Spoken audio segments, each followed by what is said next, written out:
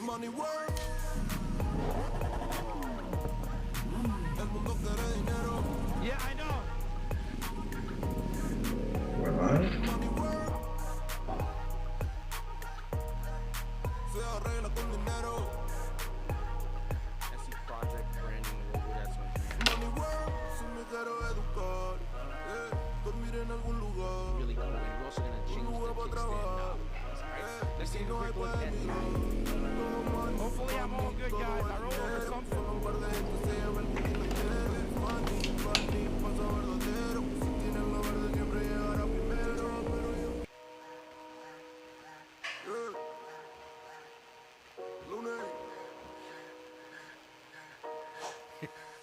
Money work. El mundo quiere dinero. Yeah, I know. Money work. Se arregla con dinero. SC Project Branding logo, that's one. Money work. Si me quiero educar, dormir en algún lugar. Really cool. We're also gonna change the kickstand now. Let's take a quick look at the hopefully I'm all good, guys. I roll over something.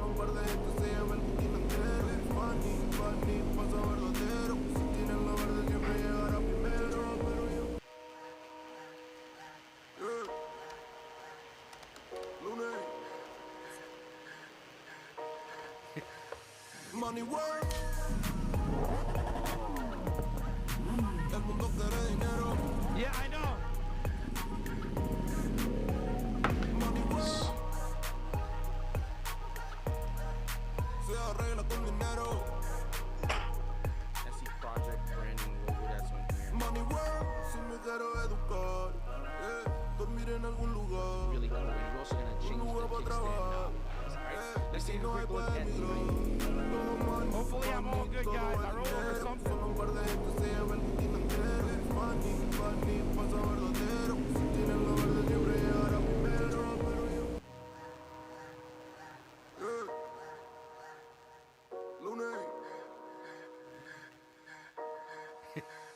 Money work.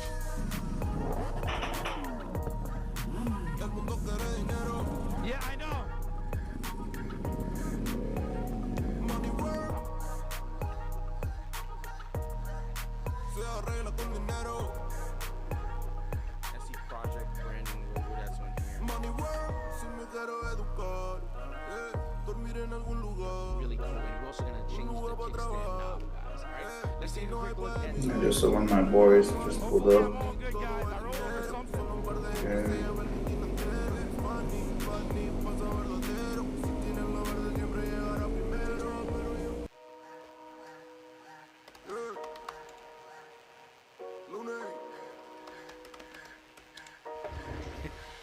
Money work. El mundo quiere dinero. Yeah, I know. Money work. Se arregla con dinero. SC Project Branding logo, that's one. Money work. Si me quiero educar, dormir en algún lugar. Really cool. We're also gonna change the kickstand now. Let's take a quick look at the hopefully I'm all good, guys. I roll over something.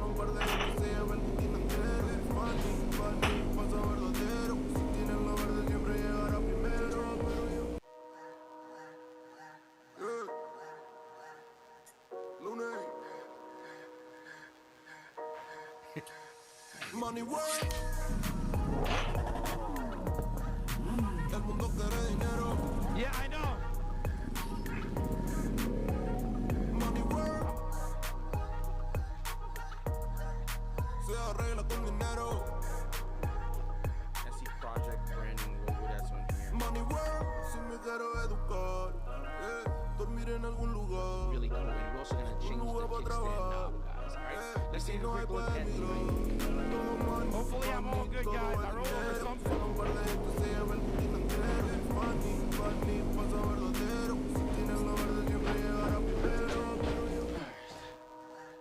Yeah, showtime.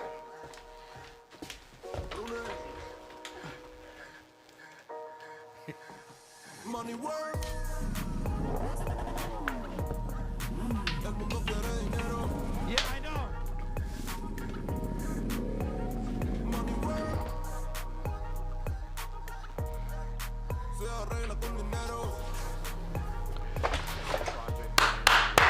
Let's go. Let's go.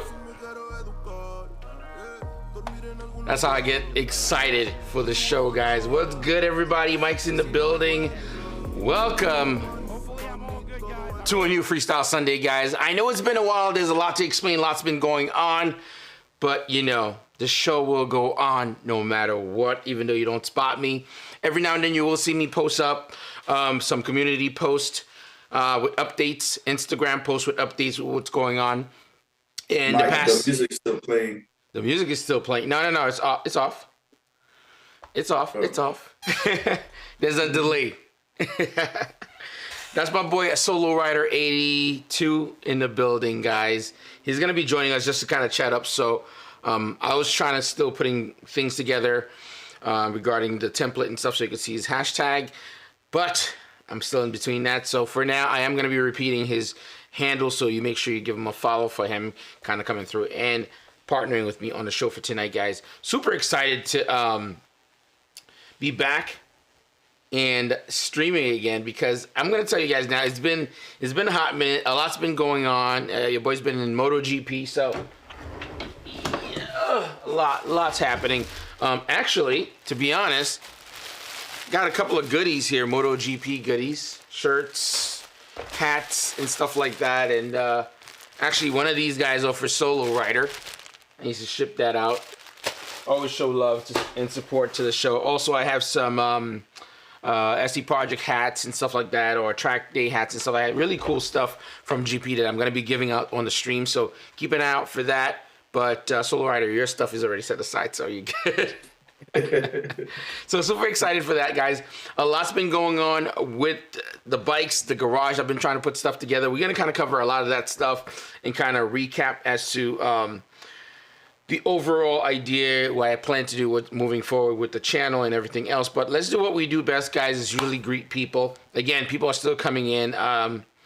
So for now, the few that are here, it's been like almost a month since I've been on, right? Would you say, Steve? Yeah, it's been a month. Jeez. At least a month. Really? Yeah. I mean, to be honest, man, I think it actually did me some good. I'm not even gonna lie, because I don't know, I got to reset a little bit, and it gave me a little bit of time to focus and kind of figure out exactly what I want to do regarding the channel and the page. And I've been kind of uploading every day, guys. So if you guys want to show love and support to what we do here on the channel, I'm not asking for much. Just definitely hit the thumbs up. That's one of the main reasons why the channel's not being seen in the algorithm with YouTube. If we're not voting it up the ranks, it's going to be harder for it to be seen. So, and it's all good. I mean, I understand it's something that takes time. Not a problem here, of course. Solo Rider's here, of course. Yeah. Wow, it's been a minute since I've put up stuff, huh? Oh, man. Let's see. I'm just kind of quickly grabbing these guys here. Let's see.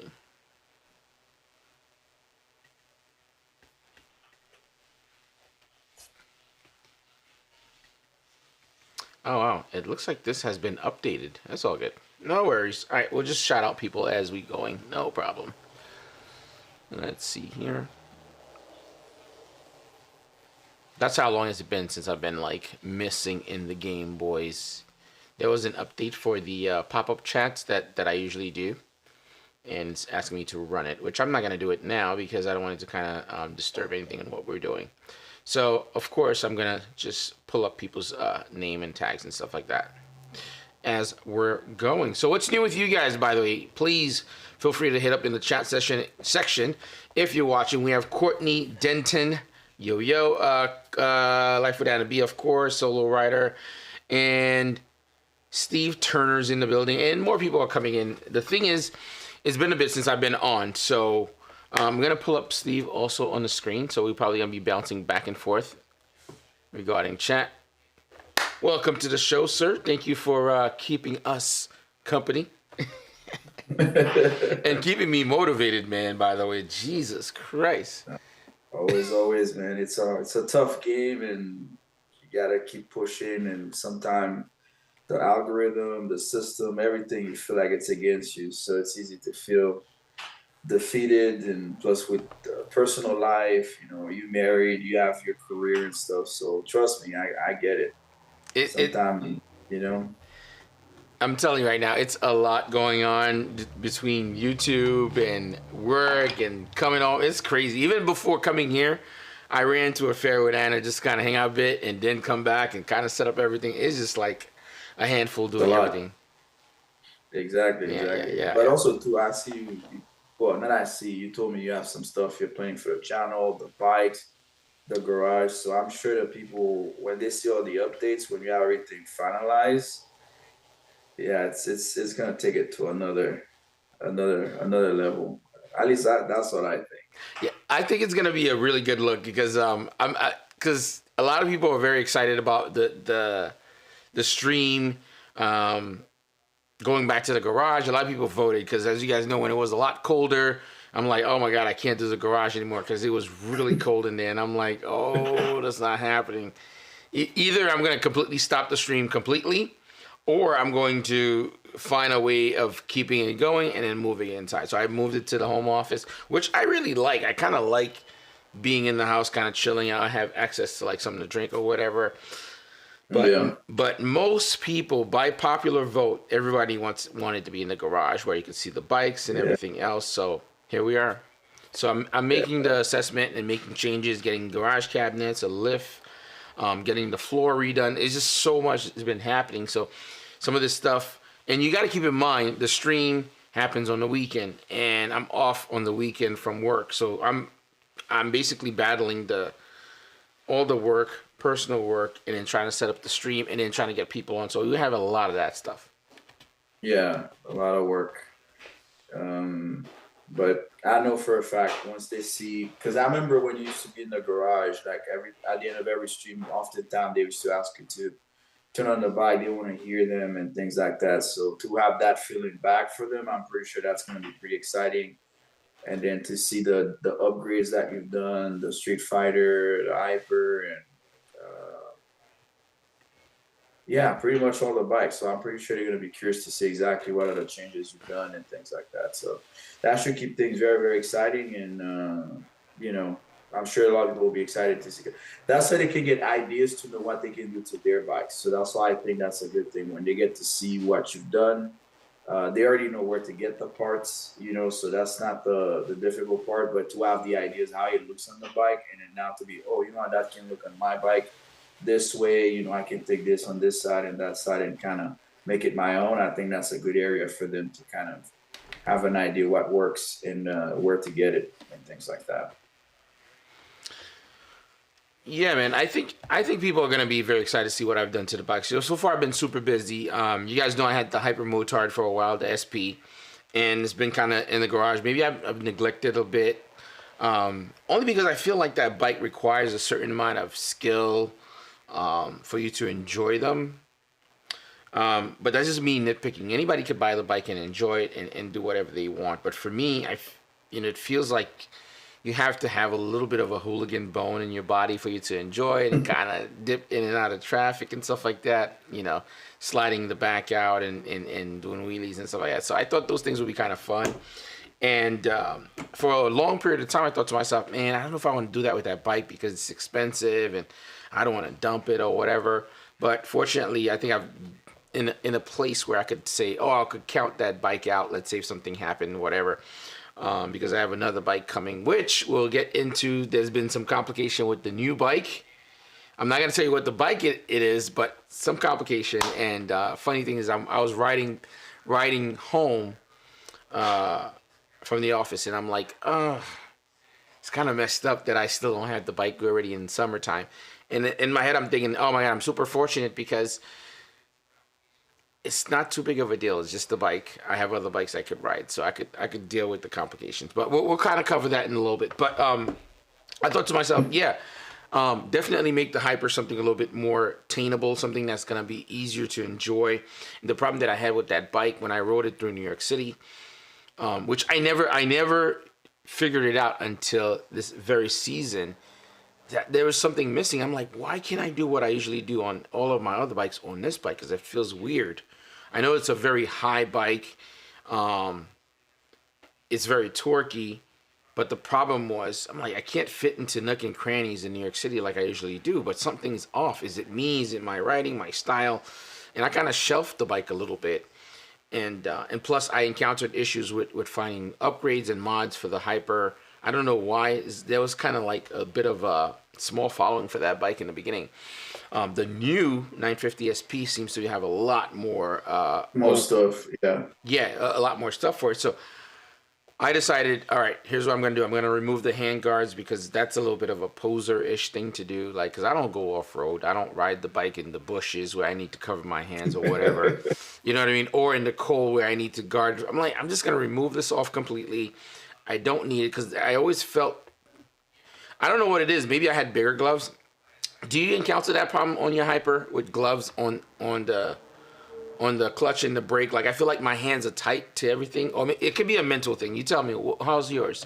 By the way, guys, Solo Rider does have a Hyper motard as well, too. So I don't feel like it's tight. It's like you said. So when it comes to going between cars, like lane splitting and stuff, on my S1 kit's easy. When I'm on the Hyper, I gotta be very wary of, people's cars and, the side mirrors and things like that. So when you told me that, I was like, yeah, I see exactly what you're referring to. It's a tall bike and everything, but if you're lane splitting and things of that nature, yeah, you have to be mindful of other vehicles because you might hit the side mirrors. See, I'm not concerned about doing side mirrors at all. Side mirrors, hitting someone's side mirror, granted, I don't want to hit it, but I'm saying I'm not concerned about that. If I'm traveling like 25, 30 miles, maybe 40 miles an hour, you nick someone's mirror, man, you're going to get a tank slap. You're going to go out of control. In such a tight spot, that create a very weird situation that could set you up for a really bad day. So I'm like, something was weird. So I decided, let me partner with the guys with Motivation, guys. By the way, speaking of motivation, you guys know I have to do the highlight, please. You know the deal. You have to pay the bills, guys. Shout out to motivationusa.com, guys. These guys are family, and they take care of the channel. They're a fun sponsor of the channel, guys. If you want to support what we do here on the channel, motivationusa.com is where you want to go and shop. All the links are going to be in the description for any parts, by the way. Whether you're looking to buy tools, you're looking to look for parts, protection for your motorcycle, these guys are the place to shop. All of my bikes, all of the parts that I'm talking about, that I'm referring to, as of right this very minute, you can get them in motivationusa.com. And I have to kind of show you guys this very new Rizoma mirror. It's called the Cut Edge, which, shout out to Motivation again. These guys overnighted me this mirror because it was under an NDA because it was kind of top secret. And of course, we knew about it, but I couldn't release anything. But these mirrors are currently on the Street Fighter, guys, and be one of the first people. It's a limited run for those, at least that we have at the moment. If you want to support the channel, they fit on every bike. Go and shop at motivationusa.com. And even if you don't need them, if you want to give it as a gift, you want to share the link with a friend, that always helps the channel. But to what I was saying, I partner with the guys at Motivation, guys. They were able to kind of, guide me, mentioning about the parts that I would probably need. I said, well, I'm going to remove the hand guards, and then I'll probably figure out the mirror situation. As soon as I remove the hand guard of the Hyper, which I think a lot of people are completely unaware of, the handlebar of this bike is tremendously wide. And you will never see it because the way Ducati designed this bike, it looks very, very subtle, right? When you remove the bar ends, there's an additional maybe like an inch added so you could buckle into the handlebar. And then they made it wider because you have to wrap it around the guard to meet on the opposite side. And we're talking about 33 inches wide. Most handlebars are between 29, 30. So it's really wide. So right after removing the handguard, I ran into an issue. When I put my bar end mirrors, there was a big gap, like an 1.5 inch gap with like spikes on the side from their design. So I'm like, okay, fine. What's the next step? I decided, let's remove the handlebars completely. And the guys at Motivation mentioned, hey, do some Rizoma bars and then to do the Rizoma risers. And of course, these guys are super courteous. They're like, okay, we're just gonna send everything out. And I'm like, no, don't send the risers. You don't have to do it. It's like, no, you just style the bike all the way you like. And I'm like, no, don't worry about the risers. I did the handlebars, and the bike completely transformed. And they were like same space. I was actually considering these turn signals on the side that mounts to the radiator guard on the side of the bike. And they brainstormed. They're like, you want to do the Rizomas on the side. They're super, super tiny handlebar turn signals, super bright. And the bike just feels completely nasty right now at this point because I'm able to lane split and kind of move in and out of traffic so fast. Even better than my other bikes because the bike is so tall, it's like you're in a Jeep. So I'm above all the mirrors as I'm moving. So, Steve, if you ever in New York, I'm going to let you ride my bike. You're going to be like, I'm going to swap mine, 100%. You're gonna want to swap yours, 100%.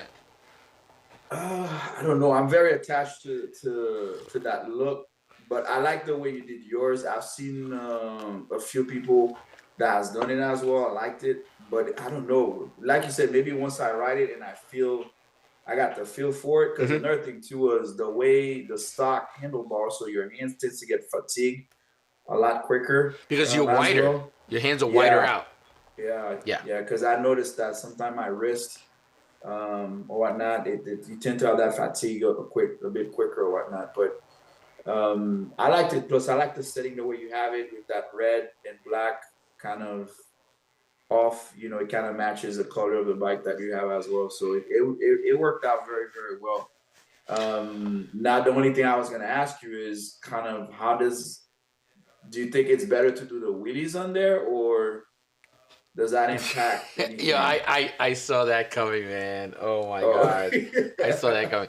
So here's the funny thing is this bike is a different beast to doing wheelies. But I'm gonna say it now. Learning how to wheelie with the KLX was a good thing. It was a great thing because I understood how to wheelie, how to control it, you know, playing with the throttle, getting it up completely. When you wheelie the Hyper, it's different, man. This bike is... I'm trying to think of a way of explaining it. If you're not experienced, that's not the bike to wheeling. I'm just going to tell you now because I ended up doing another mod. I've done a bunch of mods. There's going to be a completely walk around of the Hyper. I want to do a detail walk around. I've done a lot of weight reduction just to make it very supermoto-ish. I reduced a lot of weight off the bike. The handlebars really helped. The handguards was a little bit heavier also, so those reduced the weight as well. I took off the emissions canister because I'm not in like Cali, so I don't need it. That took some more weight off.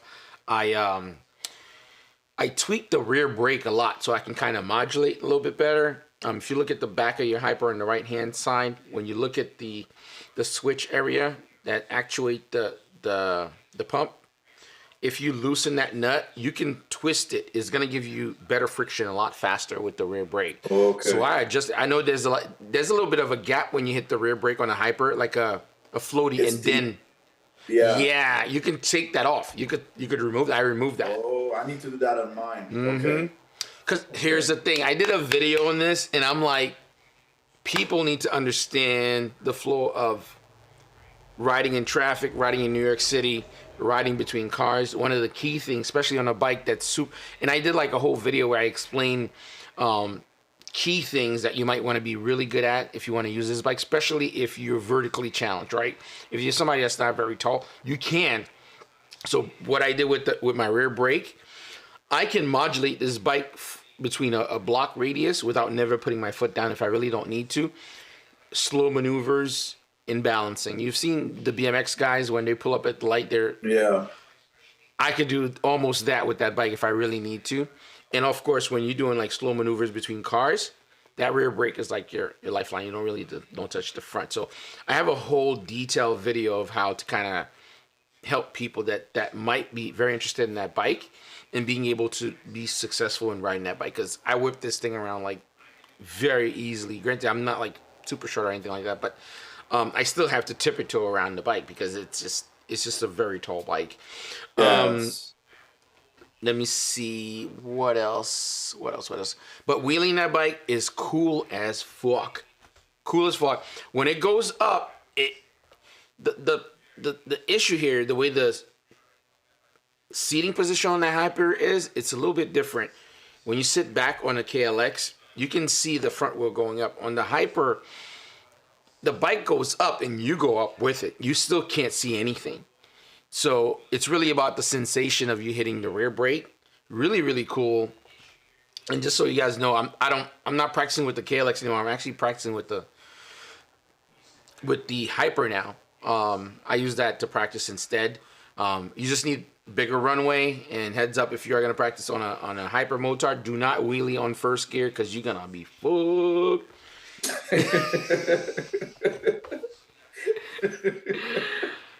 Yo, I wheelied the bike on first gear a couple of times, man. If it wasn't for the memory that's like embedded in my brain to like ride the rear brake, I swear to God, I would loop on the first one. It would have flew. It would just buckle me right off just so easily.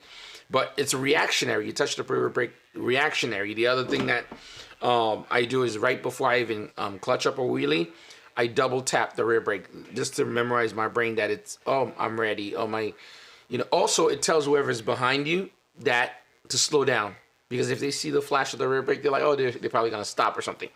So super cool. On second gear, maybe like 4,000, 4,500 RPM, you clutch that thing up, it comes right up like very abruptly. You know what I mean? It's like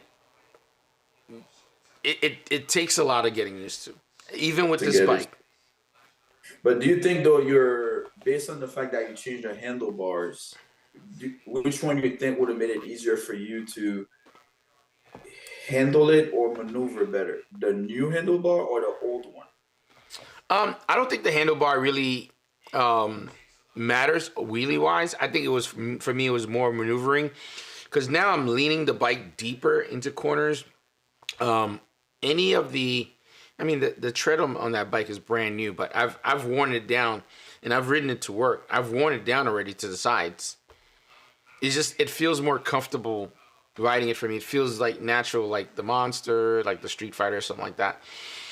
That doesn't really matter much, really. I almost feel like I need to sit almost between a little bit further back, but there's a little hump. It's hard to go a little further back. It'd be nice, but I might have to move back towards the passenger seat a little bit more to do it, because I don't know. It's cool. It's definitely a whole different thing wheeling the Hyper than the KLX. It just feels cooler. Like I was coming home. There's a fair near my house. I was telling you a little bit earlier. Even the cop sees me all the time, and they was like, "Oh, you wheelie," and they let me wheelie, and so they were just like, "Oh, that's so cool." So. So it's a different thing. I'm enjoying the bike a lot more. More importantly, that I think what's helping with the Hyper motard is the weight stuff I took off. That bike, it's all engine. I'm trying to bring it down to all engine. So all carbon fiber across the entire bike. Shout out to my wifey. She got me a bunch of carbon fiber stuff from a really good company that had stuff. The bottom panels, the rear mud guard, the pump, the chain guard, the swing arm cover, the radiator covers, a bunch. I did a bunch of really dope mods on that bike, really making it my own. I really feel good about the bike now, and it feels easier for me to wrap my head around it and enjoy that bike. And I've came close to selling that bike several times, not because of anything. It's just I wanted to get something that I could beat up. Yeah, when you told me that, I couldn't believe you're ready to do that, because that bike is way too unique. It sounds different, and it's the one bike I feel like Cali has that there's no other manufacturer that kind of has something quite similar or that can compete with it. The one that the Aprilia had something, but I saw it and I'm like, it's not the same thing. That to me, it's a league of its own. In many ways, and you can even swap the tires and take it on the dirt, without any problems. It's not exactly a supermoto where it's as light as one, but it'll still do what the same thing, and you have way more power. Is the best way I think I could put it. If you put one of those protective thing under the engine in case you hit, skid plate, you know what I mean? That's all you need, and then you can take that bike off road and do anything with it, pretty much. Yeah. What about your? Do you think now that you're comfortable on the hyper, do you think you'll ever try it on the Street Fighter as well, or? I could wheelie pretty much any of the bikes now. It's not a problem. I think wheeling the Street Fighter is easier than the Hyper. Well, you say you have the wheelie control, so I'm sure that gives you a peace of mind. No, no, no. Well, oh, I'm so glad you said that. Oh my God. If you guys are doing wheelies on any bike, the very first thing you should do, very first thing, I completely changed everything on the Hyper. I haven't done it on the Street Fighter yet because I don't intend to kind of ride that bike that way. It's just because I want to have different bikes for different applications. It's just one of those things I think is smart to do. If you're gonna risk something, choose where you want to put your risk and then do it from there. I think that's the ideal thing. That's a smart thing to do. Remove. Well, make sure you have a bike that could actually do this. Make sure all of the rider aids are removed from the bike. For me, the only thing I left on the Hyper at the moment is the ABS on the front wheel, and I put that on level 1. So that's almost like pro level, like if you're riding very well. So you're really fishtailing the back tire whenever you feel like. Yes. I could fishtail the back if I want to. Which the funny thing is this has made the Hyper the bike that it was intended to be, and I think I enjoy it in that sense a lot more. If I'm riding anything else as a ride, it's different. It's just I'm riding. I'm getting to a destination. When I'm on the Hyper, I know, it's the curve. I'll just go up and go down or whatever. Or I'll just do a little wheelie, a small one, a big one. Or coming to the light, I can just jam on the rear brake and they'll do it. So, these are the fun aspects for me in that bike. But all those things need to come off or they're going to really screw you up. If you wheelie the Hyper with the nannies on, you clutch up, right? The bike's going to jolt up as if it's going to wheelie and it's going to cut. Or it's going to go up and it's cut. It could really mess you up. And if you do go to wheelie, right, and it goes up high enough, the rear brake is not going to work the way the rear brake is supposed to for a wheelie. It's going to do the ABS stop, which will completely make you crash. This is why it's super important that you remove those things because the bike's going to think something wrong's happening. Yeah. At least the computer's going to think something wrong's happening. That's out of control, so it's going to try to fix it. That's going to cause you to crash. Now, do you think someone should also have a steering damper as well on the Hyper before you try that? Because the front tend to be very light as you're kind of like putting it down as a new wheelie rider. You see what I'm saying? Kind of not to have that wobble effect or no? I kind of ride kind of dumb sometimes. I think when I bought my bike, I rode that bike a couple of times. I'm like, I need the steering damper right away. Because if you do 135 miles an hour with that bike, the front feels very light. And I adjust it too all the time. So what's cool about the Olin steering damper, which you guys could get in Motivation USA, of course. When I ride through the city, you can just click it. Like I do 2 clicks. When I jump on the highway, I know it's like 3. I know it's fine. So it's super easy for you to adjust it on the go. I would say steering damper for sure.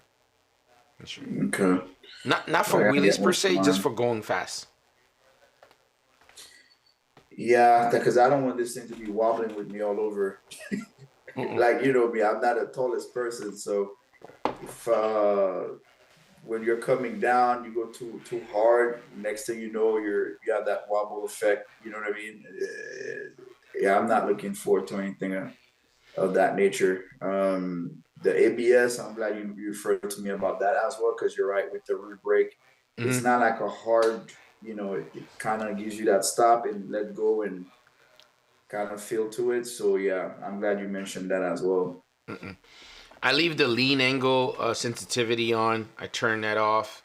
I turn the ABS all the way down on the front wheel. Mm-hmm. So what I did, you could do 2 custom maps on that bike. I ride the race one. The race one's like, once that on, I know I could wheelie everything. All the presets are saved. I have it on high engine mode power. I have everything turned off, and I only leave ABS to 1 on the front wheel. That's it. And usually that's going to be up in the air. You don't have to really touch it if when you clutch up. So, and everything else, I remove my rain mode since I don't ride in the rain. I made that like a city riding style with high engine output but then I have the ABS on 3 in the front wheel, and then leave the back to slide or leave the back to modulate the way I want. So you could really fix the bike to work the way you want, which has made this bike really fun. There's only one big problem I have with the Hyper. I don't know if it's like that for yours. The turn signal. I feel like if you don't click it extremely hard, it doesn't go on. Does yours do that? Yeah. His does that too. Fuck, dude. Oh my god. The minute you said that, I'm laughing.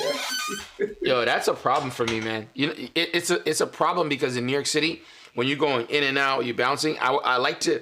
I know it's fast in a lot of places. You know, you're doing it. It's very quick, and it's like not something that that you want to think about. But I still like to be courteous enough. If I could do it even for a quick second, so people behind me can see it. This bike requires a lot more effort for you to trigger this on, and when it is on, for you to turn it off, it takes a big effort too. Yeah. Well, I don't know how you do it in New York. This is a jungle. I've seen your videos, the way you guys go in and out of traffic. Man, I wouldn't survive there because this is you have a fraction of seconds to jump in between this is crazy. I don't trust the cars that much, you know. Nah, you know what's so funny, man? Someone almost turned into me. Thursday. I was riding like 40 miles an hour on the bridge, and a guy almost turned into me. And then he saw me. I saw him. He saw me too. It wasn't intentional. He wasn't trying to hurt me or anything like that. Again, the minute. And again, I'm always documenting all those. So that's why I think these videos are really cool because I'm like talking and explaining what's happening. In most cases, most people, New Yorkers, are either working or they're going somewhere of importance or something like that. So they're not intentionally trying to harm anyone. And I know one of the key things, if you're riding, you know, especially on the Hyper, you're moving through the city, never go parallel with anyone. Only time you go parallel if there's another car side by side with the car, because once you're parallel, you know what happened. You're in blind spot, right? So this guy turned into me. Of course, I was fast enough. I turned with him. And he's like, "Oh no, I'm sorry." I'm like, I know, man. You didn't mean it. It wasn't like I'm gonna run this person over. So, you know, it's your job to be sharp when you're on the road. If you're moving fast, you know, you got to be fast. You know, like the other day, I rode all week, and the morning I was going to work. I knew I was tired, and I knew I was fatigued. I stalled leaving. I'm like, oh, it's one of those days. I already knew like it was gonna be rough because I'm like, but you know, it's up to you. You know where you are. If I know I'm fatigued, I'm not gonna jump into, you know, something that's highly aggressive or anything like that. But yeah, for me here in Atlanta where you can't really lane spot. Well, I do lane split, but normally you can't. When I see you ride, when I see what's her name, or Stella, I'm like, oh God, this is so close. Like, you know, this is so close. I'm like, this is. Yo, Stella's lane splitting makes me very nervous. By the way, I'm just saying. Yeah, it does. For me, it does because I'm like, even here, if it's a complete stop, fine. But on the road, people are just. I don't feel like they pay enough attention for me to risk it. Sometimes. By the way, it's not legal in New York. Oh, it's not? No. I love how you thought it was illegal the way that I do this. This is not legal. It is not legal in New York City, man. I've seen you do it in front of cops and everything. No problem. Yeah. So here's the thing: when you're splitting, if you're doing it somewhat respectfully, you know, you're not going like 80 miles an hour. You're going through it. Some cases, some cops do bust your chops or whatever. But I try to be mindful when I'm splitting. It's like I'm coasting. You know, in a lot of cases, I'm just like, I try to be subtle with it. Nothing too crazy, nothing crazy aggressive. But it is not legal here in New York. Again, I covered another video talking about best practices for lane splitting in New York too. That's so, dude, I have recorded so many freaking videos, and I've been super excited, but I just need to hit the algorithm, hit those thumbs up. If you got whatever that I upload, guys, if I can ask you guys for any favor, if you tune into this thing, you don't have to kind of go, you could just put the video on, let it run, and hit the thumbs up or whatever. As long as it starts getting the video, the momentum. And that's why I've been uploading every day, just to kind of start hitting algorithm. But hold that thought. I just want to see what's up there, everybody. There's more people coming in. Chacon Jeremy, perfect title for tonight. I've been hoping all was good. Yes, sir. All is good, man. Just a lot's been going on, getting the garage together. I'm going to bring the stream back to the garage, getting a lift for the garage, cabinets, and a bunch of stuff. So it's like spending a bunch of money at the same time and doing all the work while working and trying to get guests and everything else. So it's a lot. Covert Mecca's in the building, was goody. Sasong's in the building. What else? Fun with AJ. Nice to see a lot of people coming through, guys. I appreciate you guys coming through. I know it's been a bit, and I think you miss Ride Like Boo. Which one? Ride Like Boo. Ride Like Boo. Oh yeah, Ride Like Boo. I wonder if he's a Dragon Ball Z guy. Ride Like Boo. Has to be a Dragon Ball Z guy, right? Right? Am I? Yeah. He has to be a Dragon Ball Z. Come on, man. Don't play around. You know, I'm like clean with the anime, boy. You can't play that. Red light. Yeah. So another question I had for you was, because now you have the Hyper, the Street Fighter, and then potentially another one coming.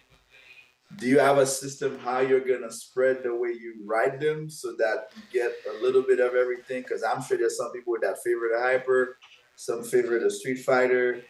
You know me, the Monster is always one of my favorites, even though you really haven't touched this one in a minute. Yeah. And now you got a new toy coming in. So how you gonna kind of spread the love for everybody that watches the channel? I mean, it's a tough one, man. I think so. The Hyper is gonna be my main bike. That's like the Hyper's brand new to me again. It's like a brand new bike. By the way, for the people that don't know, that bike only have like 1,000 miles on it. You really didn't touch that. No, bike. I haven't gotten a chance to really ride. I've been riding other stuff. I put like about 200 miles on it in the past couple of weeks, which was nice. That bike, I think, is going to be the main bike for the season, just only because, you learn something new. It's cool. You're doing a wheelie. You're messing around. So a lot of that stuff is real. And I want to basically, if I'm risking stuff, it's just going to be on that bike, really, to be honest. So I'm not going to do it like on other stuff. But the intention is the new bike, I'm going to be riding that a lot because I think it's going to be a very YouTube-driven motorcycle. That's people are going to find interesting because I've noticed I go to Cycle Gear locally and it's like whenever that kind of style of a bike show up, people are like, oh, I come around and stuff. And even though I pull up with like the Hyper, I mean, there's specific people that like those kind of bikes or the Monster, like, oh my God, this is done. And I think that bike's going to be great. My Street Fighter is going to be my Sunday ride, I think, a little bit.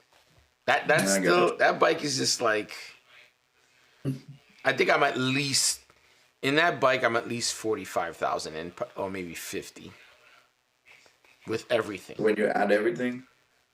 Mm-hmm. I think more, man. You got so much carbon fiber and nothing. Probably more. I did the... It could exhaust be it wasn't a cheap exhaust you put on there. Exhaust was probably like 5,000. Yeah. And I want to get the wheels on there. That's going to be an addition, maybe like 6 or 7. The carbon wheels. It's just one of those bikes. I'm probably just going to keep that bike, and I really like that thing, to be honest. And then I'm going to get another bike, hopefully. Did Courtney asked you any hints of what the new bike is? Any hints? Oh, any hints? It's a brand that I've been wanting for a hot minute. And, oh, by the way, let's talk about the new bike, by the way, guys. Let me tell you the story. I bought this bike outright months ago. And I almost slipped. I almost said what it was by mistake. The manufacturer shipped the bike to the wrong dealership. It's actually on the West Coast. The bike's currently in Texas in Vegas. It's coming to New York now. So hopefully, maybe this week they'll be like, "Oh, your bike's here. We're bringing it to the house." So that'd be kind of cool. I'm most excited though about the color of that bike. It is one of the hottest color of a bike in a long time. Very unique, very distinct, and I don't think there's anything else like it. That's Do a you good want hint. to tell them if it's gonna be a dirt bike or sport bike or cruiser, so at least they have an idea? Well, not that they have an idea, but they can imagine what style of bike you're probably getting, or Yeah, no? it's a Harley.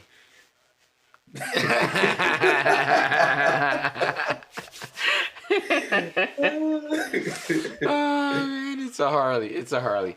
I don't know. I don't want to say because I don't want to ruin the surprise. I think it's gonna be cool. I got you. I hate doing like the surprise thing on YouTube, but um,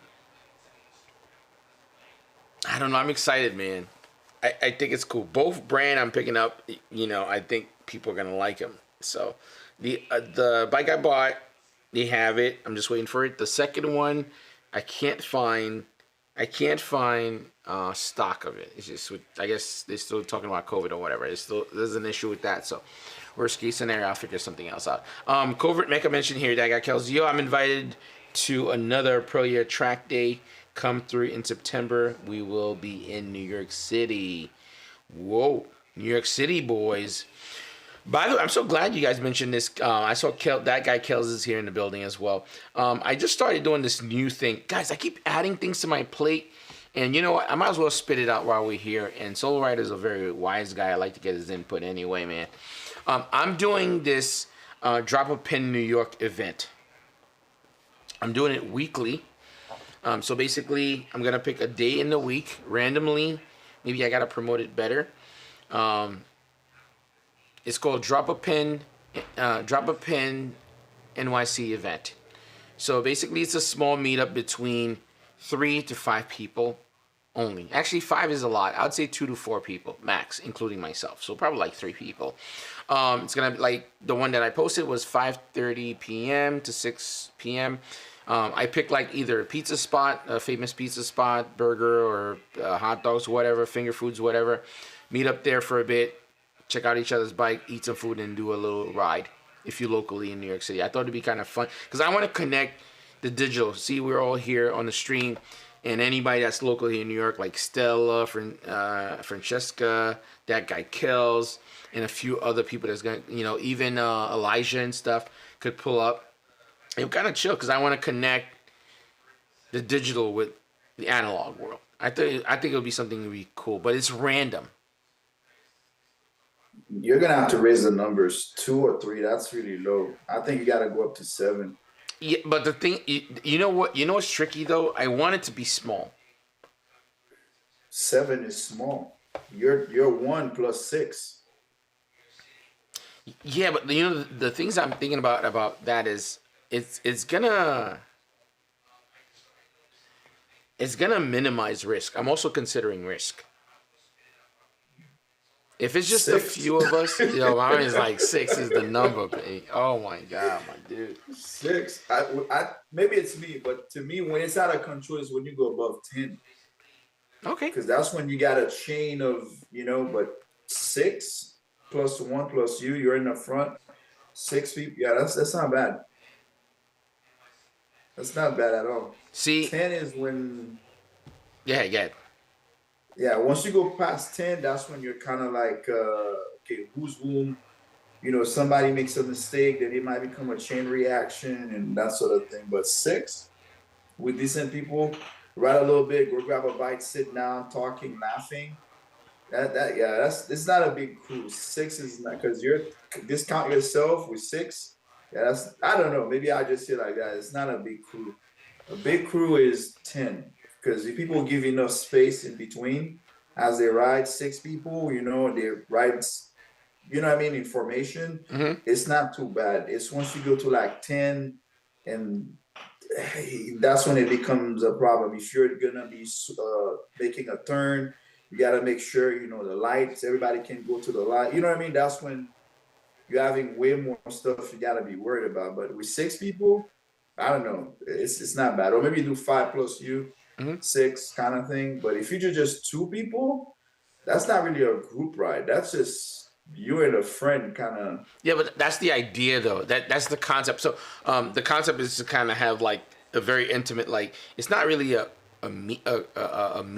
I just call it drop a pin, because when you go to Instagram, you click on the story. When you touch the pin, it'll show you the restaurant we'll meet. There's a couple of people that made some mention here in the comment. Let me just read it real quick. That guy Kel's mentioned 3 to 4 is enough in New York, in the New York space. That's exactly my thought too, because we talk about traffic, and it has to be a specific time in the day where we can actually ride comfortably. Like, for example, I'm thinking of heading towards the Bronx, like, because it opens up. There's, like, some nice roads we can kind of hit up right after eating on the West Side Highway. Courtney mentioned here, yeah, because you're not going to know how these guys ride, too. Exactly. That's the idea. I think starting off would be ideal to keep it, like, 3 to 4 people. Just so, hey, what's up? Because you know what happened is one person that meets up, if they had a good time, they're going to show up again, and then that might be another one added. You know, if it naturally become like 6 people, let's say the first 3 that show up and have a great time, right? Yeah. The next post that come up, they decide, oh, I'm going to pull up. Those are 3 people I'm already acclimated to, and they've seen me ride. We rode together. And then we only have to assess the next 2 new people that come in. So I think it's something that we have to calculate in that aspect. Let's see here. Courtney mentioned here, yeah, because you don't know how these guys ride too. Hold on, there was another one. Oh, Fun with AJ mentioned here, do you ride the 796 anymore? Just took my 696 on a 1K mile road trip. Made me fall in love with the bike all over again. So I do ride that bike, usually locally, near my neighborhood. Maybe just go to coffee shop, get something quick and stuff. I just feel like I want to minimize getting that bike damage, because there's a lot of memory with my wife and I on that bike. We rode and went to a lot of trips, and I'm like, I have plenty of bikes to ride, so there's more of a sentimental value. So I try to like really not to kind of mess with it. To be honest, I was gonna sell it. My wife was like, absolutely not. I'm like, maybe somebody else will find value in it, and my wife was like, no, just keep it. It's nice to go to the garage and see it and stuff. So it's there. Bikes. The best thing about that bike, it runs like a champ out of all my bikes. It starts up, no problem. It sits on a tender. I lift it off the ground, so it's like perfect.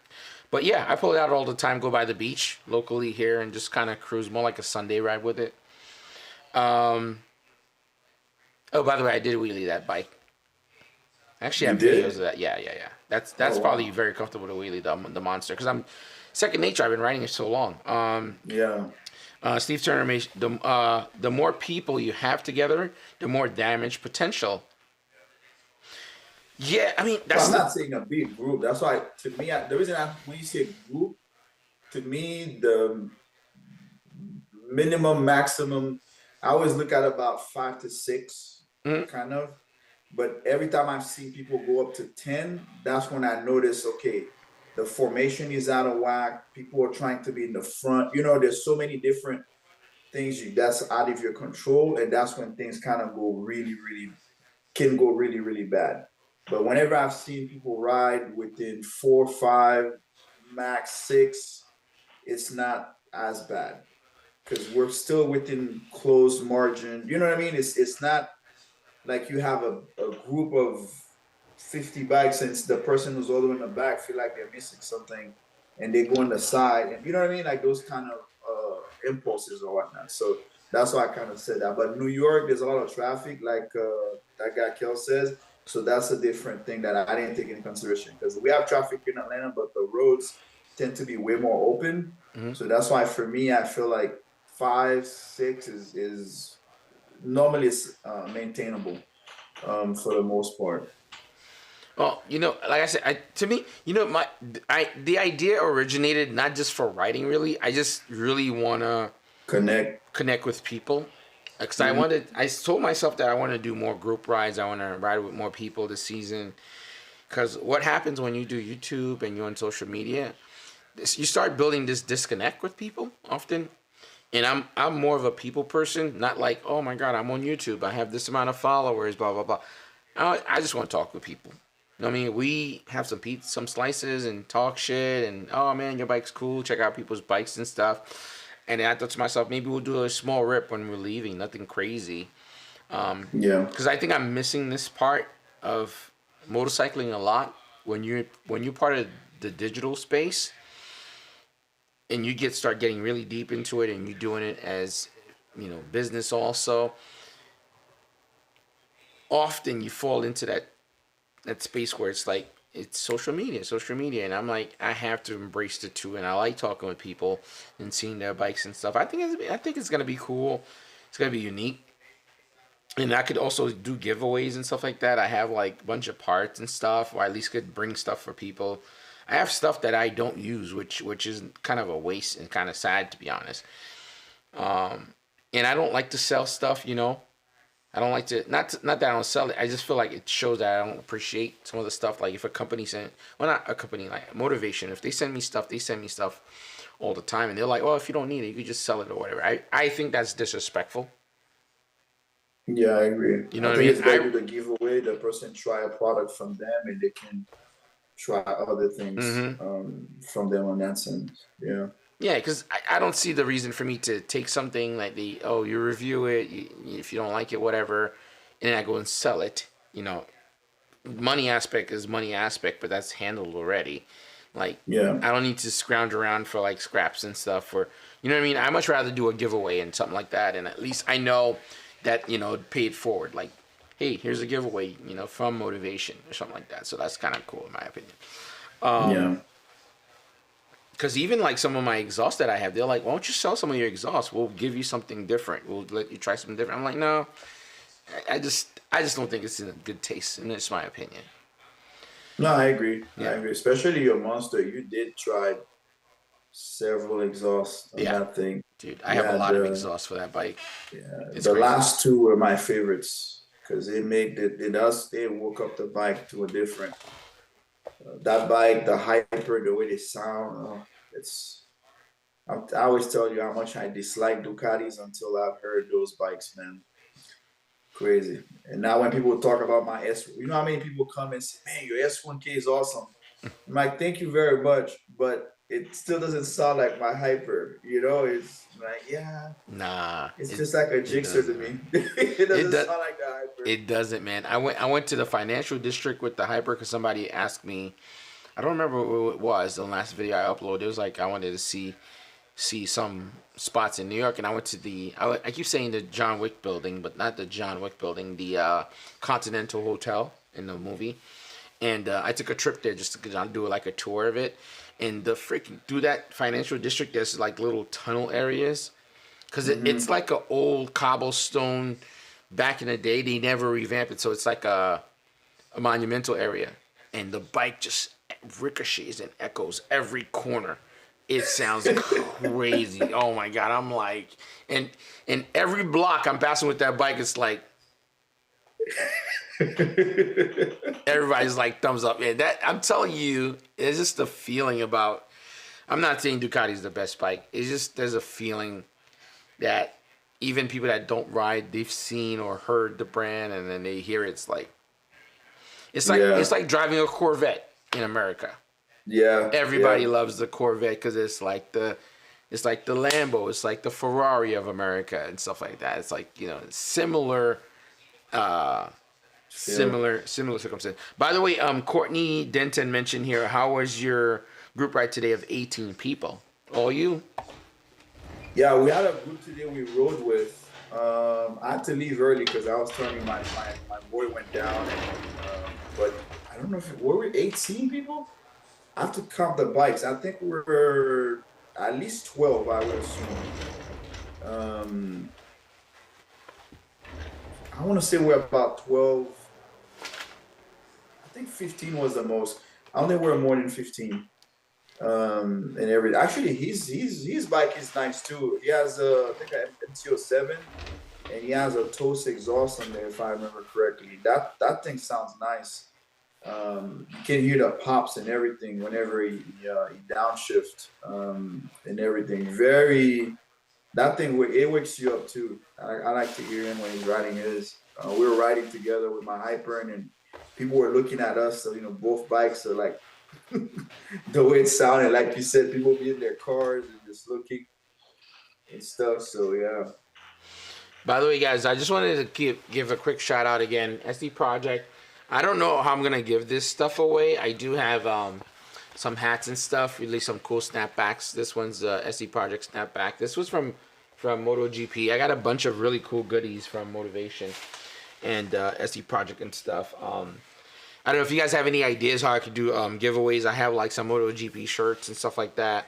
Of course, one is for Solo Rider. Also wanted to say a big thank you to Jojo. He worked with me on the Hyper, like doing the rear sprocket change, because I didn't have a big enough torque wrench, so worked on that together. Oh, I actually went up 2 teeth in the back on the Hyper, so it's way torqueier than before. So I don't even have to clutch up to wheelie. If you throttle slightly fast enough, everything goes up. Like, go power wheelie like instantly. I love the way it's set up right now. It's so different. Really, really cool, man. I'm just excited to just be riding. And the funny thing is, I'm on the road, I'm riding, and I was telling Anna today, I was like, man, I feel super grateful. Like, you know what I mean? You know when you have this moment? Yeah, you have a moment, you're like, wow, man, this is kind of crazy. Like, you know what I mean? It's like, yeah.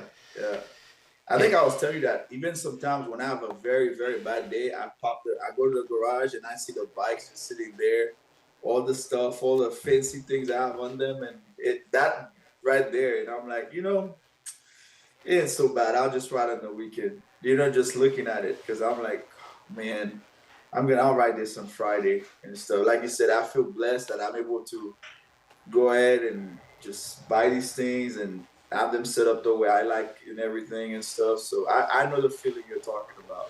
Yeah, man. It's a very interesting feeling, and it's a weird thing. I was telling Anna that it was very weird. I don't want to be like a show-off thing. That's not what I'm trying to do here. I just want to try to explain. With the bike that I bought,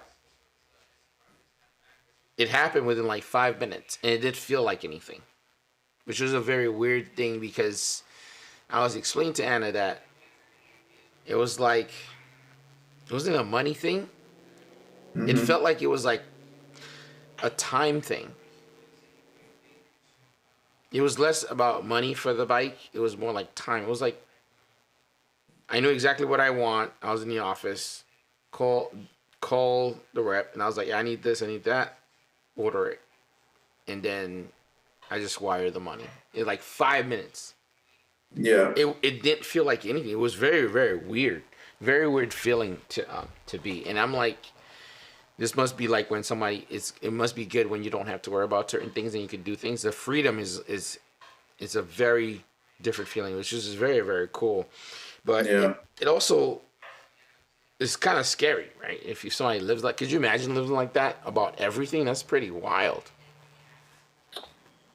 Well, you know me, from Haiti, so to me, it's never scary, because at the same time, I've seen people that really don't have anything, so that always stays with me and always remind me, like, man, over there, you're either you have or you don't. Mm-hmm. So that's the way I always tell people. That always keeps me grounded, mm-hmm. Where I'm like, listen, I'm fortunate I can do this, because somebody over there can, making $2 an hour, so that always keeps me, because sometimes I've seen people get upset. Let's say you're at a restaurant and people get angry about stuff, then I'm kind of like, I don't see how that doesn't get me worked up, because I'm like, somewhere someone wished they could even afford a meal or something. So that always keeps me grounded in many ways. And I think that's why when I meet people, I'm, like you are too, I'm just simple, whatever, easy to talk to because of that. Because I'm like, no, I've seen people that have it, and I've seen people that just flat out, you're like, wow, I can't believe somebody is born in such misery kind of thing. So, yeah. Yeah, it's pretty wild, man. But I'm excited. Again, like when they reached out to me, they was like, oh, the bike went somewhere else. I remember I was on the train, and I saw the call from the dealer. I'm like, oh, the dealer's calling. That means the bike is here. That was when I came back from MotoGP. And the guy was like, I have bad news. I hope you're not upset. And I was like, I'm not upset. I'm a little disappointed to hear that they made a mistake like that. But I'm like, I understand. Things happen. And it's like, it's not the end. I have other bikes to ride. And he was like, no, don't worry about it. We'll get it to you right away and stuff like that, And it was just nuts, man. But either way, you know, it's still a cool thing, man. I'm just happy to be honest. I can't complain. It's not the end of the world. You know, you just made me thought about something. God, I don't think we've had a stream ever since you went to MotoGP. I know. So you never even got to follow up to let people know how it was. Dude, MotoGP was freaking insane, man. Yeah. It was crazy. The first day, we kind of hung out. We hung out with the team, motivation team, and stuff like that. These guys are just, again, I can't begin to tell you guys, these guys are an amazing group of people. And I'm not just saying that because I do business with them, and they're just good people overall, man. Not a problem at all. They do a big event, invite everyone over, come to the shop and hang out. And then we went to, and then they got Anna and I these passes, like the VIP pass to go down to everywhere. Those things have to be like thousands of dollars. This is crazy per person. So it's just like wild. And Anna was like, oh, you know, we should do the VIP and hang out or whatever. That's where I met like two other really big contacts there. The guy that did the virtual, we did the last stream together, the virtual writing. Yeah. That's cool. There was another guy, he's like a CEO of something else. He's going to be coming on too, of technology for motorcycles. And I was telling Anna, yo, you don't want to be in VIP because when we went to the paddocks, you could hear the bikes, man. It was so crazy. Everybody, you have to go at least once. And I was telling Anna, you don't want to do it. We did like the sprint. The sprint was cool because they're fighting through the race. It was crazy. Nobody crashed, which was dope. And I'm like, race day, we have to do it different. You can't be in VIP the entire time and see the paddocks and stuff like that. You got to do it different. Dude, dude, you know how close I was? On the track. I was on the track. I'm trying to pull up a photo here of, right on the key reason I was asking you, because last year when you went, you were in there with Mark Marquez and these people. But this year, I saw you were more towards the track where you can literally see the bikes pass by. It was kind of a different feel to it. That's why I was kind of wondering, like, which one you favor most, be in the pit with the riders, or I was right there inside? I was at both. We were both. I just didn't. Oh, you didn't push that side. The first day, I was in the same spot, and I showed Anna the VIP areas where you could see the riders and stuff like that. And then right after that, I'm trying to see if I could show you guys here. Yeah, this is, hopefully you guys could see that. Let me see. Let me load, I just gotta load that down. That was just wild, man.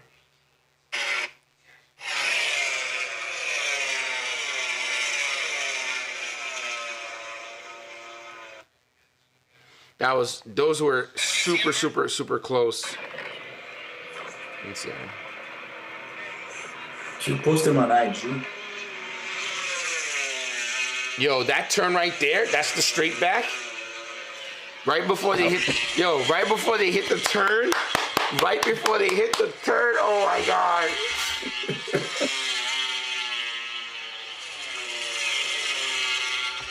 Yo, you guys got to experience this, man. Everybody, please, if you love motorcycles, go to Texas, go to COTA. Save your money all year if you have to, just do it. Right before they hit the straight back, they're doing like almost 200 miles an hour, right? Before they hit the turn, and they're downshifting, bah, bah, bah. Yo, the fucking back wheel go up like this. It's like, yo, you can't believe these guys don't crash or they don't go out of control. They're slowing down so fast and they're so hard on the brake, man. The back is levitating the whole way. Wow. It's so crazy. And we were just right there. Like if you stuck your hand out, you would hit a rider. I was just like, and Anna was like, oh, maybe we'll do the VIP. I'm like, trust me, you don't want to do it. And then she was like, I'm so glad we didn't go to the VIP. So glad. And funny thing is, after GP, every bike now that passed, Anna's like, it's not the same. I'm like, those bikes are $1 million bikes. That's not gonna be. You're not gonna get that same experience, dude. Those are like $1 million project bikes that are one of ones. You know what I mean? It's like the sound, the helicopter following them around. Yo, oh my God. something else. It's crazy, man. The Did Ducati you guys. you rode a hyper this time too, right? Or was it a supermoto? I One of the rode a super. KLX 690. Oh my god, it was so good, so Okay. good. If you could choose between that one and your hyper, which one? That's a hard question. That would be the hyper. That would be the hyper 100%. No, I asked because it was suited up also.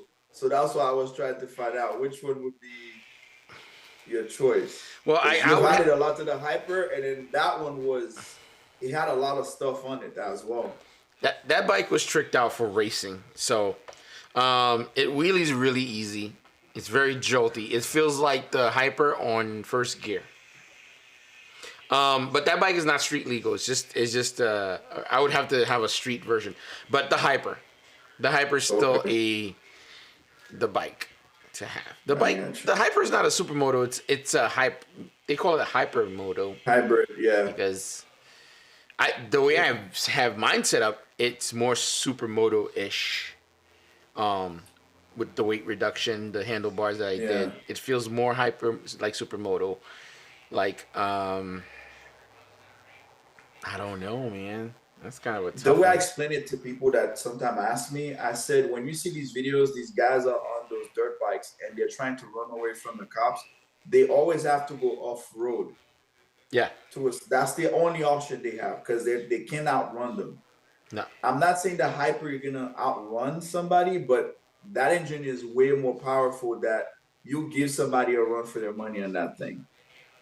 I think the hyper's like 140 miles an hour top speed. I think. Yeah. Yeah, like 140. Yeah. 140. That's not with the tune. I think with a tune you might get 150. Okay.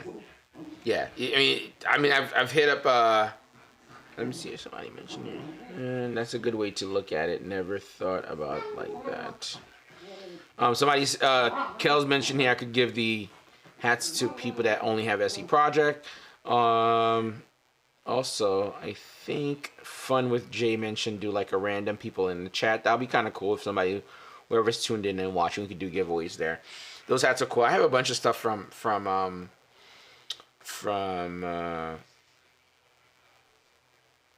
Partners. Yeah, from people that was there. Sorry, I had a moment. I was like thinking about that project, the video that I went. Sorry, I'm saying video, not a video or a project. It's an event, motorcycle event. Like Anna stayed in the hotel. They had some beautiful women. I'm telling you, Texas got some beautiful women there in that thing. That's what threw me off there for a second, dude. They have some beautiful girls. You know what it is? Because they're Southern girls, man. So it's not like New York. New York used to have beautiful women, but it's went to shit. Like New York is just like kind of a cesspool, man. But there were some beautiful ladies in that event for sure. Sifter, I saw you in somebody's video at MotoGP. It was Jared Campese. Oh yeah, I bumped into Campese while I was in VIP. He went up there. He was with Manny. And Campese and I go back a long way, dude. We've met years ago. Before he even thought of he'll ever have a Ducati. He had like a Gixxer and stuff like that. And cool guy, you know, just doing his thing. But yeah, it was nice to kind of bump into him while we were at GP. So, you know, he knows the door is always open for him to come on the stream, which would be great. But I'm sure he has some stuff in the works and stuff. So really, really cool. Hopefully I was very handsome in his video.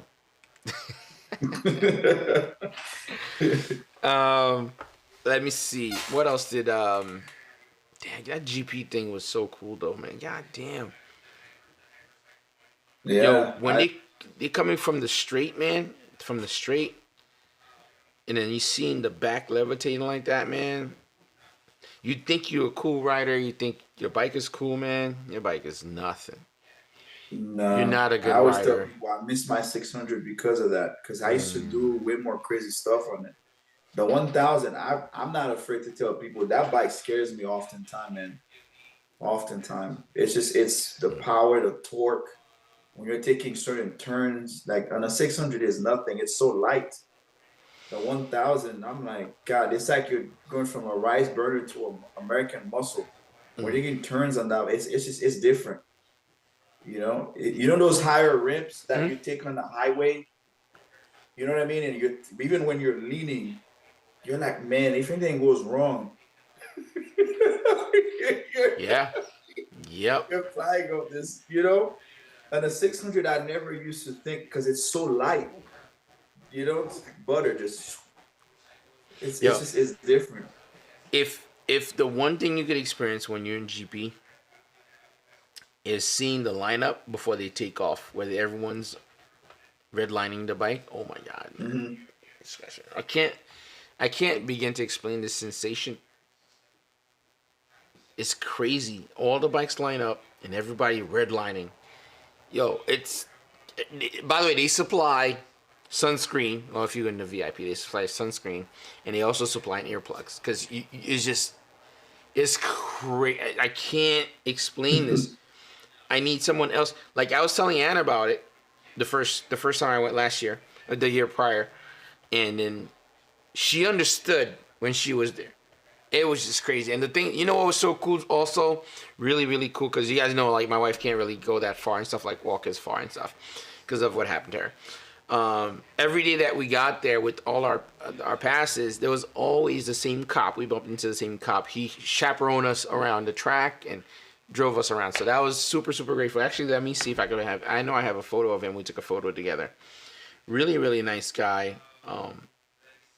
Let's see. And by the way, too, the gentleman that you had that talked about the training, the virtual training, I think he did mention if you did an event that they would bring the machine. Yeah, or something like that. So that'd be good for people to experience it as well. Because I think if they're more local and more people know about it, they'll probably go ahead and pay to do it, to exercise, to practice on that versus going and wreck your bike or something like that. Yeah, he did mention that he would bring it. They would bring it if I ever want to partner with them. Oh my God, look at this thing here. Dude, look at this. Look how freaking cool is this? Look at that. This is me standing and fucking on the track. Hold on. I'm standing on the track. Come on, man. Oh my God. Life is good, man. Life is good. Hold on here. This guy was super nice also. When I was on the side of the track, he would take a photo with me and stuff. One of the guys. Oh my God, man. Dude, life is good, man. I will never complain about anything. And that's the officer that drove Anna and I around. He's really, really good guy, man. I was so happy because I'm like, oh my God, I don't know if Anna's going to be able to experience everything, but that's him. Really great guy. He had a cart. He drove us around every event. Every day we went there. For some strange, odd reason, he was always... Oh, sorry, I was not pointing it out. Let me show you guys again. This is it. Right. Super nice guy. Let me see. Yeah, he ended up driving us around the track everywhere we wanted to go. And freaking nuts, man. Look at this other clip. Let me show you that. This one right here. This is Moto 2, I think. But it was really dope. Let me see.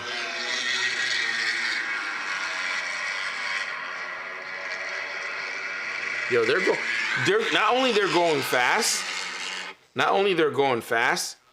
if anybody screw up, man, they all gonna like, it's crazy, man. I can't believe like,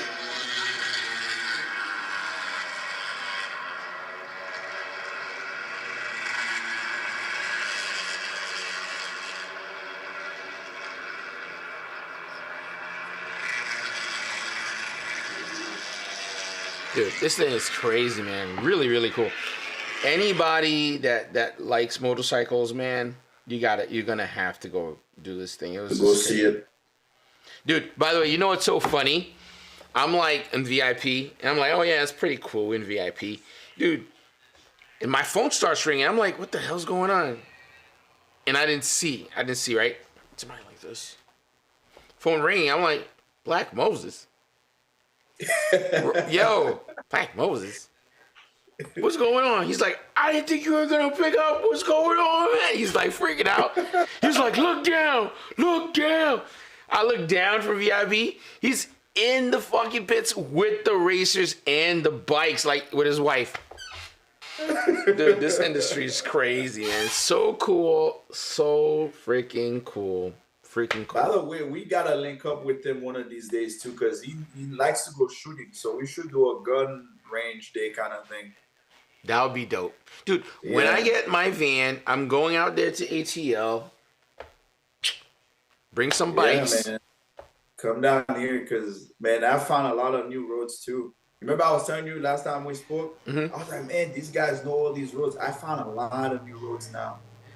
Yeah, I found a lot. Because I've been kind of doing my thing and going out there and stuff. And I found a lot of back roads with a lot of twisties and stuff. The other day I took one of my buddies, and then he was like, man, this was a good one. And I said, yeah, right. It's because there was a lot of twisties and stuff, and definitely enjoyed it and stuff. It's, if you take the back roads, it's fun, man. It's fun. Just don't do the highways is what I tell most people.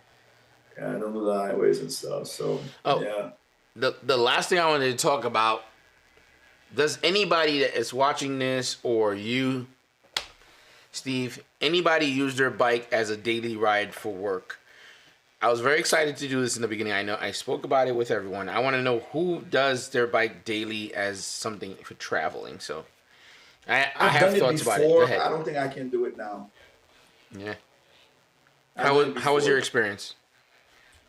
When I was younger. So when I had my 600, that was my daily. And I enjoyed it, no problem. Now to go to work, if I go to the office, it's 45 miles up, 45 miles down. And with ATL traffic, nah. So I take the bike once in a while, not so much. That's my right too. So the other day I was contemplating too, because I'm like, last week I started feeling fatigue a little bit. I'm like, two things happened. I was shooting a video. I'm like, oh, okay, I feel a little fatigued. And ideally, it's not too bad to ride the bike to work, but I had 2 days where it was jam-packed on the road. I lane split like 50 miles down. I lane split back home. So it was like lane, and you have to be super sharp, like on super high alert when you're splitting, right? You know what I mean? You want to make sure everything's happening and you could react really quickly. And I'm like, dag, is this going to be a good thing for me, or should be something that I do every now and then? Well, the thing with you is you either the bike or the train. Me, I can't do public transportation. I like to be in my car. I've always been in a city where I'm always in my car. So to be on the train and all that, I don't know. I don't think I could do it. You're waiting for the train. You know what I mean? I like to just no. This train's different. You don't have to wait for it. This is like it's scheduled. Like let's say at 9:05 it leaves or something like that, or you show up and then it's there. It leaves. But I could drive though. I could drive. I just don't want to drive. But what happens if you miss the train? How much longer you have to wait? It's like an hour wait. Sometimes you have to find the gaps. You see, that's what I mean. That's why for me, I'm like, I rather have control, meaning I get into my vehicle and I'm out. So that's probably why I probably would ride more, just for that factor of it. But I'd rather be in the car based on the trend, the distance, because 40 plus miles, it's a lot, man. On a bike, it's a lot to do that 5 days a week. I probably I think I was telling you, I would have probably done like a 3-2 kind of thing, or vice versa. Which I think I am gonna fall back to doing like a 3-2. Covert Mecha mentioned here he's been doing daily. Let me see here. I've been bike only for a long time, but now I have a truck. It's great till it rains.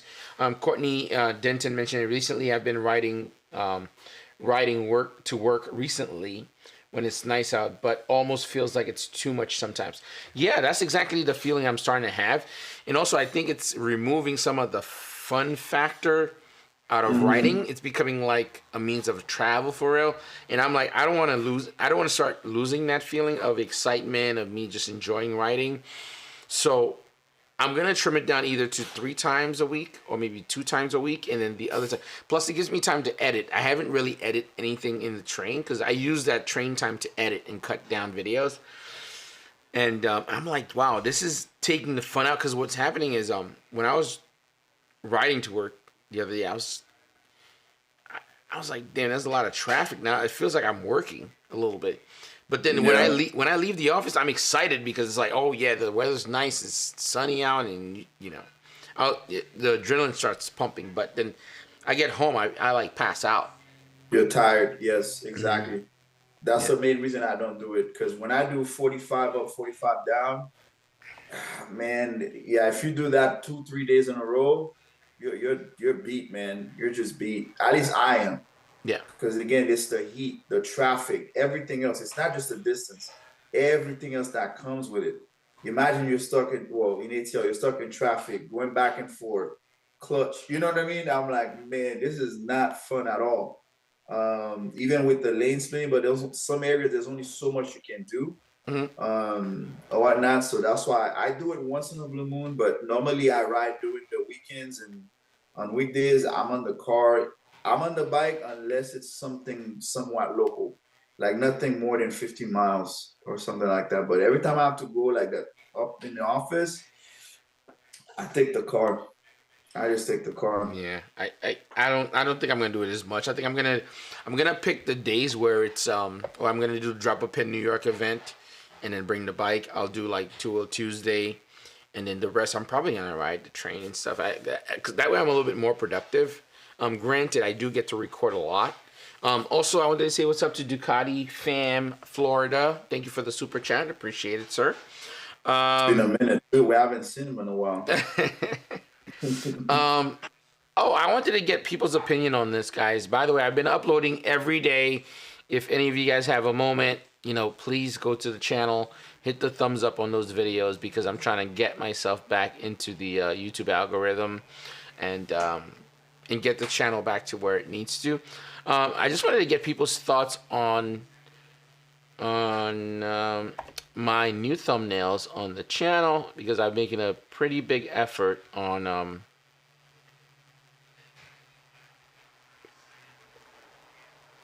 let me see here. Oh, it's just gonna play all. I'm trying to see if I could view the playlist. I don't know if you guys could make those out. Let's see if we get a zoom in on here. I've really been making a really huge attempt on adjusting what I'm doing on the channel. Let's see here, take a look. Yep, hopefully you guys can make those out. Definitely go and check out some of these videos. The views are definitely climbing. For me, it's not all about the views. However, it's really going to help the channel grow a little bit faster, in my personal opinion. But I'd love to hear your take on some of the new thumbnails that I'm doing. I'm taking cues from Netflix, Hulu, and stuff like that, because it's really a poster for a movie, a poster for attraction and stuff. So I've just been really fine-tuning a lot of my videos. As you can see, a clear difference here between some of my older videos, how the thumbnails look like. Actually, this is where I started making some changes, but they were very flat in my opinion. More like this stuff. That was more of my older thumbnails. But this is more the route that I've been going regarding telling a story in a single photo and making a connection to the actual video. So yeah, if you guys don't mind, would love to hear your feedback. Go on the channel and hit those videos, hit the thumbs up. Again, if you don't have time to watch these things, put them on. You can listen to it. As long as the thumbs up, it counts so much just to hit the algorithm. At some point, I won't even have to ask for that, because once you start hitting the algorithm, it'll do what it's supposed to on its own. But can you give some comments about what they think also too? Huh? Leave some comments so at least you have an idea what they think. Yeah, comment, man. If you guys want to see something specific, or you wanna get a personal take on what I'm doing, definitely hit the comment section. But I am doing a giveaway, guys. Let me kind of show you this. This is a sponsored project. This is probably going to be the last thing. I am holding up a lot of people tonight. There's another comment. Let me read that first. I've been riding to work for the past 30 plus years, except when it snows. Wow. I used to ride in the snow and my smaller bikes. It doesn't take any of the fun away from me. Man, shout out to you. That is a lot, man. You know what it is? I think mentally it takes like, you know what it is? It's probably because I'm lane splitting. There's a difference with riding a comfortable, cozy ride to work to splitting, because I'm like on super high alert. I'm just like, I'm using a lot of brain power, like, working the clutch. Oh, by the way, I did do one of the really dope mods on the Hyper, which you guys will see on my walk around. I did a quick shifter and auto blipper. Oh my God, the best thing on the planet, because the gearing on the Hyper is kind of short, just so you get a lot of torque, you banging through the gears a lot. That auto blipper and quick shifter is godsend. Better than my other bikes, by the way, because this is an aftermarket one. It's it's gonna be more of on a pricier side, but absolutely amazing. Ducati fam mentioned here, I think making more dramatic type thumbnails, titles make folks curious and want to click to watch. Yeah, I mean that's what I was just showing. I feel like they're more poster-like, more movie poster-like. At least that's what I'm taking from checking out Hulu, HBO Max, and really staying away from YouTube and seeing what bigger industries are doing. Like, how do you get somebody to go and watch John Wick? Like, I'm trying to doing that approach and doing some word plays and stuff. So definitely let me know if you guys are spotting some of this stuff. It is changing. I'm seeing my click-through rate went up. So I'm seeing there's small changes happening. Again, on YouTube, it takes like a month to 3 months for you to kind of start seeing real changes. But yeah. But yes, I wanted to tell you guys I am doing a giveaway with Futurist Moto. This is for the comeback 30,000 subscriber giveaway. This is a value of $450. They do aftermarket parts for Ducati and BMW. If you guys don't have those bikes, that's okay. I want to be able to give people things that are being sent to me. By the way, they do send multiple. I am very fortunate. Again, I'm always saying I'm very happy. These people are sending a lot of really cool things. And again, not to brag or anything like that, I really carry my channel a certain way and really show a lot of respect and love to some of these people that I work with. And they would like to give back to the people that participate on the channel. So again, the way I'm going to do it is 30,000 subscriber. All you have to do is thumbs up the new videos, comment sub, and share the channel with someone you think I want a sub. When I've hit 30,000 subscriber, I'll do a randomized Google randomizer and then give that away. And if you don't have any of those bikes, you could always either give it to a friend, you could raffle it off to someone else, or you could sell it if you want to get the value. But I think it's going to be something cool. And moving forward, I'm planning to do a giveaway every 5,000 subscribers. So, for example, I have these guys here. These are all premium. I have like a bunch of Duca bike pieces, like all the caps, oil caps in all colors and stuff like that. So you could outfit your bike. We could do like merch. You could do like a bunch of stuff, but basically real value, not like worthless stuff that you're not gonna need. We're talking about aftermarket stuff, some really cool things that are expensive in my opinion. So yeah, Duca bike has some good stuff, especially if someone you're into the Ducati family. Mm-hmm. Yeah, I'm actually even thinking of doing even a gift card to Motivation to shop. So things are gonna go up and up as things progress, as we start doing better in terms of the channel. My overall goal is to whatever benefit that I'm gonna get is really to give it back to you guys again, because when I win, you guys gonna win, at least in my opinion. So yeah, it's good to see some of the familiar faces came in tonight, because I know you haven't been in for like about a month, so that's good to see some of the familiar, well, not faces, names, or whatnot, and some of the new people that stopped by. Courtney, my boy, thanks for stopping by, showing some love, or whatnot. Cool guy to ride with. Covert, I saw you said some new roads. Yeah, let me know when you're in ATL. Yeah, there's some new roads, man, that I found, some back roads and stuff. So yeah. And to be honest, guys, even though the time that I was away and stuff like that, there's a couple of stuff that's happening. nothing crazy and stuff. Like my niece graduated law school, so I had to attend that. There's other things that's happening. Me working in the garage, and also the time off really did me some good, to be honest. Just like really revamping things and kind of reworking ideas on the channel and editing. I'm seriously considering getting somebody just to scout for a guest. That's one of the things I haven't really fine-tuned yet because I'm just doing a lot. And I was just telling my wife that I can only do so much by myself. I might have to outsource something just to kind of help flow things. You know what I mean? Editing the video is something I like doing myself because I know that I'm telling my stories on how to make a flow. Thumbnail, maybe I could offset that, maybe. But you know, things are just gonna continue climbing and progressing. Don't ever think that I'm gonna disappear or I'm gonna stop. I'm pretty much too deep into things, I think. And plus, I'm not the kind of person to like give up on things that I'm passionate about. I'd much rather find solutions. If the videos are not being viewed, figure out why, solve it. If the thumbnails are not good, figure out why, solve it. You know, it's a math equation. It's up to you to solve it. You know what I mean? That's how I work. I don't walk away from things. So, you know, like as I mentioned, the most I could ask from you guys is to, you know, participate, right? Thumbs up, comment, drop a comment. It could be a thumbs up or whatever, or an emoji, whatever it is that you're gonna drop. That stuff goes a long way, and I'd be grateful for that because that's gonna help the channel move forward. Yeah, yep, for sure. By the way, guys, Solo Rider, thank you so much for coming through, being my chat partner tonight, man. Really, really dope. Yeah, man. Thank you for having me as always. It was fun. And as always, man, if it's about bikes, I can talk to you for days and days. Oh, man.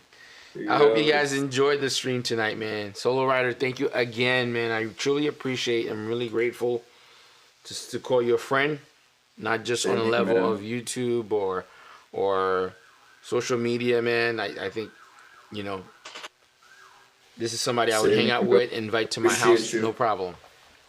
Same here. Truly appreciate you. Appreciate what you're doing, and you're growing a community out there and bringing people with similar passion, like-minded, you know, to talk, enjoy, and learn about different aspect, and not just the bike, but even the business aspect of rather YouTube and things like that. When you have, you give us some gem when you brought Red Spade, Why Not Ride, all these people. You know, everybody have a little gem, different thing they drop here and there that if somebody wants to get into this, it kind of let them know what are the heartaches, what are the best practices and things like that.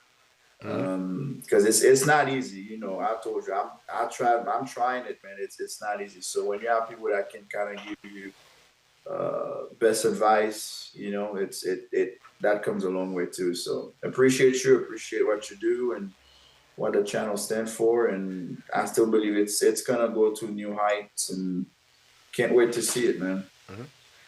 So Covert Mecca mentioned that he's gonna be down in 2 weeks, so definitely hit him up. Okay. Steve Turner mentioned that his bike is too big for lane splitting. By the way, guys, thank you all for tuning in tonight, man. Really, really appreciate you all.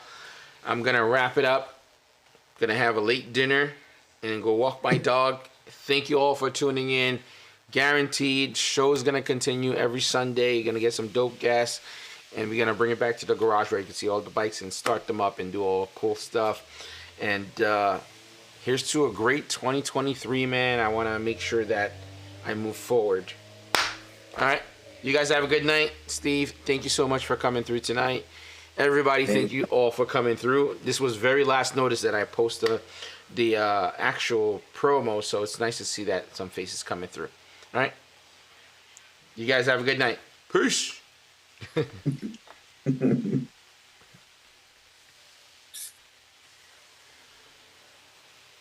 All right. It's good.